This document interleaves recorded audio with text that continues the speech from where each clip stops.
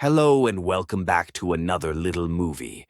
Today I'm going to tell you something about environment, the stuff that surrounds you and how all this stuff probably can or will influence your personal lifestyle, your thinking, your worldview, your furniture, and even the color of your sofa.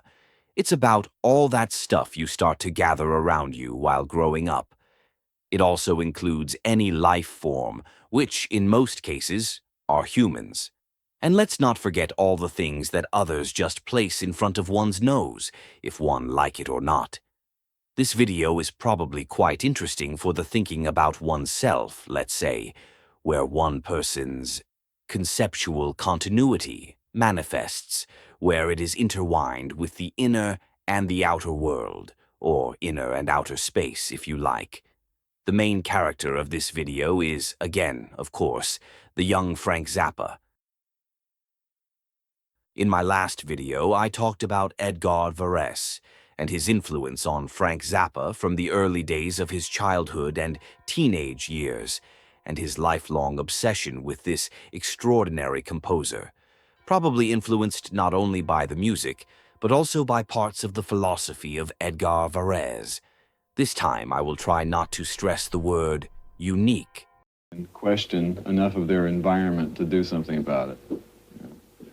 As long as they don't feel their environment and they don't worry about it, they're not going to do anything to change. Everything that touches all senses, not necessarily at the same time, will leave more or less an impression on a person. It might be the little house one used to live in and the view from a window, landscapes, the different sounds coming from the outside, the sounds and pictures from the TV, from records, the phonograph, the music that's playing in the background, books, rules, food, persons, words, the air. Everything that's close enough to get one's attention, invisible or solid, good or bad, intentionally or without warning. All parts of the individual environment, the surroundings, will connect to and improve one's personality. The Zappa family moved a lot. Frank Vincent Sr., Zappa's father, formerly an owner of a hairdresser shop, moved the whole family once to a city with a military installation, where he then worked as a meteorologist and chemical engineer. It was the Edgewood Arsenal, a chemical warfare facility part of the U.S. Army's Aberdeen Proving Ground. His work there involved calculating wind direction for the deployment of chemical agents, bioweapons, so to say, stuff that kills. This kind of living conditions affected young Frank Zappa's thinking and his later writings, with references to germs, germ warfare, ailments, and the defense industry. Due to their home's proximity to the arsenal, which stored also mustard gas masks were kept in the home in case of an accident. Next to the gas masks, Zappa's father often brought mercury-filled lab equipment home from his workplace and gave it to Frank Vincent Jr. to play with. Zappa Jr.'s interest in chemistry grew, I mentioned that in the last video, that he loved to create things that explode. He even worked on his own formulas for different chemical bonds, just to see what will happen when mixed. His gas mask was of no use to him for these experiments, so he dismantled its filter, tested it for its chemical composition, and used the now filterless mask to craft his first space helmet. Around the same time, he started to play drums, and his parents bought a phonograph, which allowed him to develop more and more interest in music and to begin building his record collection. He also started with writing music. He drew dots on paper, fascinated by its looks, and curious about what those dots would sound like. He became, so to speak, an experimental scientist in the fields of chemistry and music. With chemistry, he stopped at the age of 15, but, like you also know from my last video, he knew for himself that the teaching of chemical bonds is applied to composing. Composing music became his life, and music became the best. Sometimes he even brought a gas mask, aka a space helmet, on stage when he later performed with the Mothers and played with them parts for instrumental pieces like 9 Types of Industrial Pollution. Makes sense.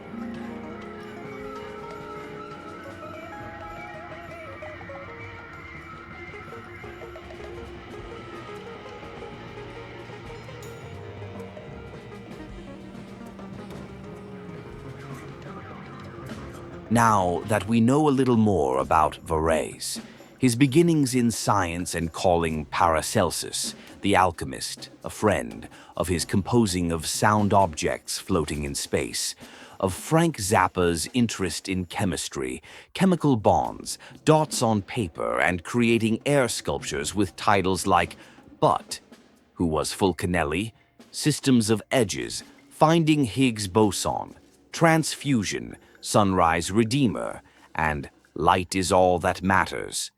Just to name a few, I would like you to let this information/knowledge sink in, and then listen close to the following quote by Frank Zappa from Zappa, a Guitar Player magazine special from 1992. It goes like this. Imagine a head of a pin. On the head of this pin is an amazingly detailed illustration of some sort.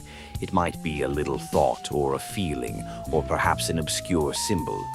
It might just be a picture of a sky or something with birds in it. But it's on the head of a pin, remember? And it's infinitely detailed. Now, imagine this pin is not a pin. It's a musical note with a corresponding physical action, like the secret rising of an eyebrow to add special emphasis, even in a recording studio where nobody can see you do it. Now imagine enough of these abstracted pins, with the needle part chopped off to save space, to fill an area as large as the North American continent and most of Central Europe, piled to a depth of 80 feet. Now imagine this area is not a geometric space. Imagine a collection of decades. Construction of this project object began in late 1964. Work is still in progress. The project or object, maybe you like event organism better, incorporates any available visual medium, consciousness of all participants, including audience, all perceptual deficiencies, God as energy, the big note as universal building material, and other things. Make special art in an environment hostile to dreamers. End of quote. Once upon a time, I wrote and draw a book under my fake name, Andreas Rausch, for the beginning of this completely fictional story, which is based absolutely free on totally true events. I chose the gas mask, aka the space helmet, as the first invention of young Frank Zappa. Then the story begins.